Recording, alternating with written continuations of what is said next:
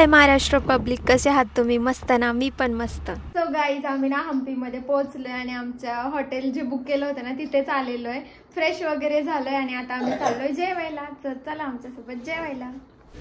हम्पीमध्ये ना आमचा स्टे होता हॉटेल अर्चना पॅलेसला, जे की न्यू हम्पीमध्ये आहे. आणि तिथूनच एक जवळच्या रेस्टॉरंटमध्ये आम्ही जेवण करायला गेलेलो, कारण ऑलरेडी 3 वाजलेले.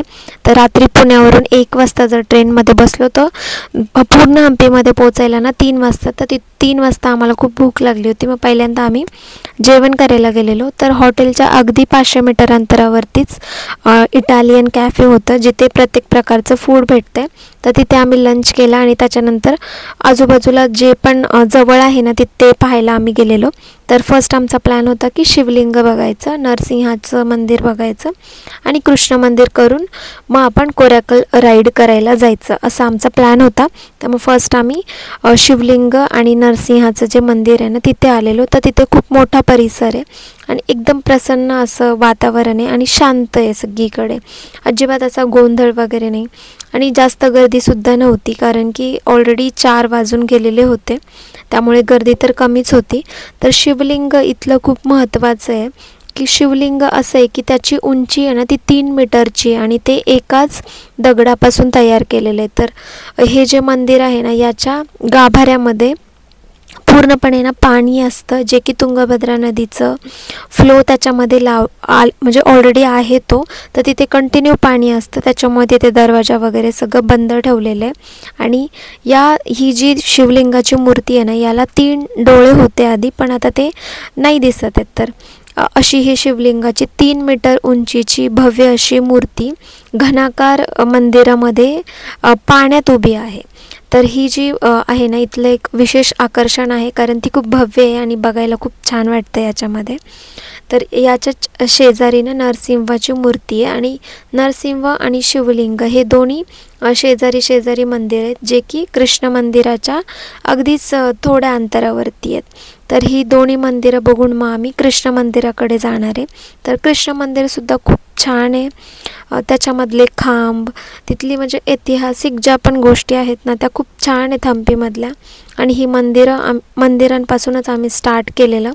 तर ही जी नरसिंहाची मूर्ती आहे ना ही सुद्धा याची उंची जवळजवळ 6.7 मीटर एवढी आहे आणि ही खूप भव्य आहे. आणि ही सुद्धा मूर्ती एकाच दगडामध्ये कोरलेली आहे, म्हणजे बसल्या जागी जो दगड होता ना त्याच्यामधूनच ही मूर्ती कोरलेली आहे. तर ही दोन्ही मंदिरं एकदम जवळ आहेत आणि आजूबाजूला एकदम झाडी आहे. तर तिथे खूप छान वाटतं. निशमला तर खूप छान वाटत होतं. आणि हे जे आहे तर हा एंट्रन्स आहे या दोन्ही मंदिरांचा.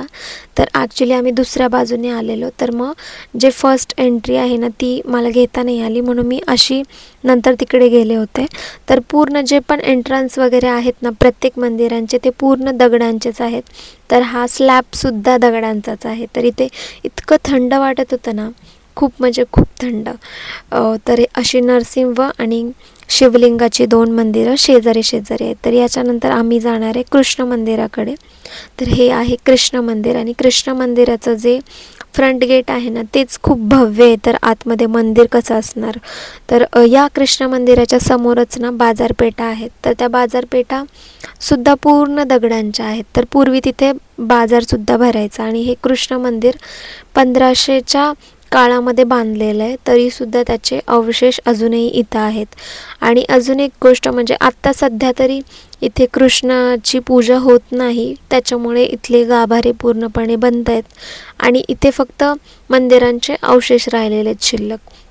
आणि या मंदिरामध्ये ना 2 गोपुरे आहेत आणि गोपुऱ्यांच्याच शेजारी पूर्णपणे मंडप आहेत, काही बंद आहेत आणि काही ओपन आहेत. तर जो पण तुम्ही खांब बघणार मंदिराचा किंवा त्याचं शिखर बघणार तर प्रत्येक याच्यावरती काही ना काही कोरलेलं आहेच, असं रिकामं कुठेच नाही आहे. तर ते जे कोरीव काम आहे ना ते खूप नाजूक आहे आणि ते खूप असं कलाकारी त्याच्यामधून दिसून येते. आणि या म्हणजे प्रत्येक खांबावरती ना प्राणी किंवा सैनिक असं प्रत्येक काही ना काही कोरलेलं आहे. तर प्राण्यांमध्ये ना मला हत्ती सगळ्यात जास्त ठिकाणी दिसलेला आहे इथे. हत्ती कुठे कुठे आहे, जिथे एंट्रन्स असेल ना तिथे पूर्ण हत्ती कोरलेलं आहे. तर असं हे कृष्ण मंदिर आहे आणि हे खूप छान आहे. याचा आवारासुद्धा खूप मोठा आहे आणि याचा गाभारा बंद आहे. इथे आतमध्ये काही जात नाही आणि तिथे पूजा पण होत नाही, कारण की तिथले गाभारे उद्ध्वस्त झालेले आहेत. फक्त मंदिरांचे अवशेष बाकी आहेत. तर कृष्ण मंदिर बघून झाल्यानंतर आम्ही जाणार आहे कोरॅकल राईड करायला, जी की हम्पीमधली सगळ्यात फेमस राईड आहे. तर मी इंस्टाग्रामवरती खूप सारे शॉर्ट्स व्हिडिओ बघितले होते, ज्याच्यामध्ये असं सांगितलं होतं की कोरॅकल राईडची प्राईज फक्त 100 किंवा 150 रुपीज आहे. पण तसं नाही आहे ॲक्च्युअलमध्ये. तर इथे खूप कॉस्टली आहे कोरॅकल राईड. तर ही जी कोरॅकल राईड आहे ना, ही विरूपाक्ष मंदिराच्या 1 किलोमीटर अंतरावरती आहे. कारण की सनापूर जे लेक आहे ना, तिथे पाणी जास्त नव्हतं, त्याच्यामुळे तिकडे राईड बंद होती आत्ता. त्याच्यामुळे मग आम्ही विरूपाक्ष मंदिराच्या शेजारी जे नदी आहे ना, तिथेच आम्ही आलेलो.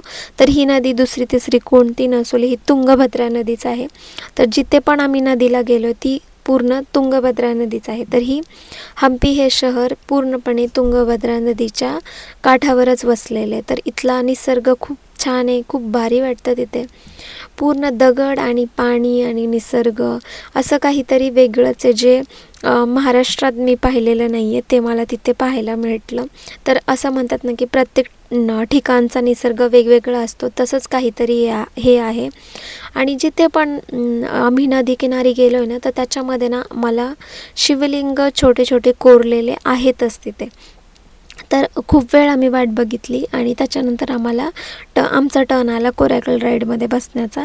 तर कोरॅकल राईड म्हणजे बांबूंपासून टोपली बनवलेली आहे आणि त्याच्यामध्ये आरामशीर 10 जणं बसू शकतात आणि त्याच्यासोबत एक नाव चालवणारासुद्धा असतो. तर हे अशी आम्ही मस्त कोरॅकल राईड एन्जॉय केली. तर या नदीपासून पुढे स्ट्रेट जे दिसतं ना, तर ते आहे हनुमानाची टेकडी, म्हणजेच अंजनाद्री हिल, जे हनुमानाचं बर्थ प्लेस म्हणून फेमस आहे. तर इथे आपण जाणार आहोत उद्या. तर नेक्स्ट डे आमचा प्लॅन आहे तिकडे जाण्याचा, कारण की ते खूप उंचावरती आहे, तर त्याला सकाळी लवकर जायचं होतं.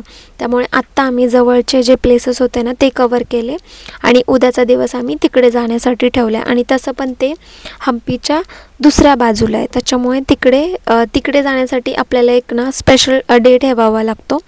तर हे जे कोरॅकल राईड करताना ना, ती आजूबाजूला जे पण काही आहे ना, तर त्याची इन्फॉर्मेशन ते जे चालवतात ना नाव, तर ते आपल्याला सांगत असतात.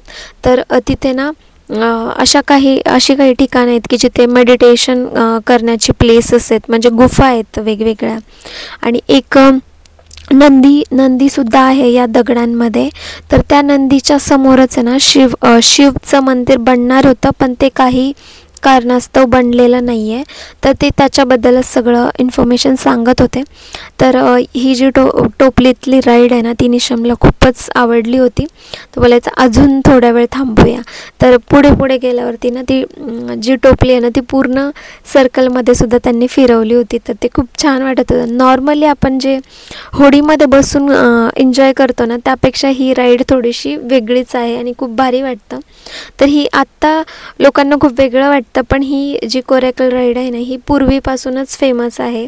जसं की पहिले गाड्या वगैरे नव्हत्या किंवा रस्ते नव्हते इकडे तिकडे जाण्यासाठी, तर तिथली माणसं म्हणजे हे टोपलीचा यूज करून नदी पार करण्यासाठी यूज करत होते. तर अशी आम्ही पूर्णपणे ना कोरॅकल राईड एन्जॉय केली. नंतर ना सनसेट एन्जॉय करत आम्ही हॉटेलवरती पोहोचलो. तर हा ब्लॉग कसा वाटला तुम्हाला कमेंट्समधून नक्की सांगा. त्याचबरोबर चॅनलवरती कोणी नवीन आला असेल तर चॅनलला लाईक, शेअर आणि सबस्क्राईब करायला विसरू नका. तर stay continue for next blog.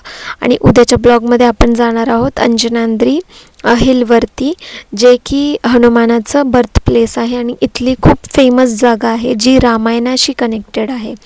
तर या सगळ्या गोष्टी तुम्हाला उद्याच्या ब्लॉगमध्ये पाहायला भेटणार.